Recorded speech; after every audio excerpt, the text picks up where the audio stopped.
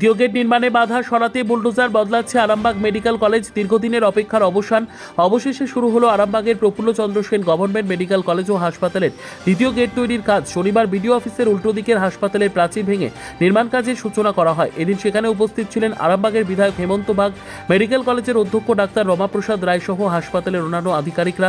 হাসপাতাল কর্তৃপক্ষের দাবি, দ্বিতীয় গেট তৈরি হয়ে গেলে রোগীদের, বিশেষ করে গুরুতর অসুস্থ রোগীদের অনেক দ্রুত জরুরি বিভাগে নিয়ে যাওয়া যাবে। ফলে চিকিৎসা শুরু করতে আর অযথা সময় নষ্ট হবে না, যা অনেক ক্ষেত্রে রোগীর জীবন বাঁচাতে গুরুত্বপূর্ণ ভূমিকা নেবে।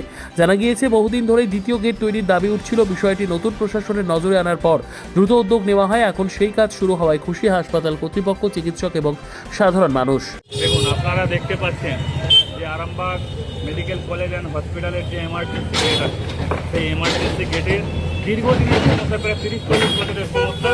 এমার্জেন্সি গেট দিয়ে সোজা রাস্তা দিয়ে সোজা এমার্জেন্সি গেটে পেশেন্টকে নিয়ে যাওয়ার জন্য কোনো গেট থাকেনি বা রাস্তা থাকেনি।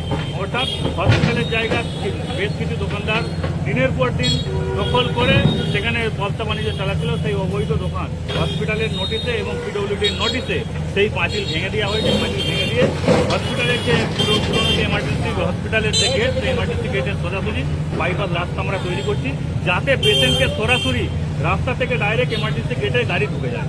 গাড়ি প্রবেশের জন্য এই রাস্তা গেট প্রয়োজন আছে। মানুষের এবং পেশেন্টের এই গেট না থাকার জন্য দীর্ঘদিনের প্রচুর সমস্যা হয়েছিল, কারণ আরামবাগ মেডিকেল কলেজে একটাই গেট। অর্থাৎ সেই গেটে গাড়ির চাপাচাপির জন্য, টোটো সাধারণ নিত্য পেশেন্টের চাপাচাপির জন্য অসুবিধা হতো।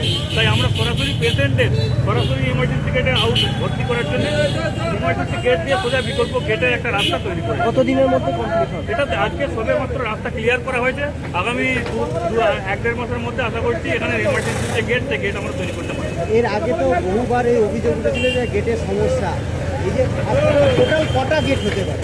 হসপিটালের টোটাল এখন এই মুহূর্তে এমার্জেন্সি গেট এবং মেন গেট নিয়ে দুটো গেট আছে।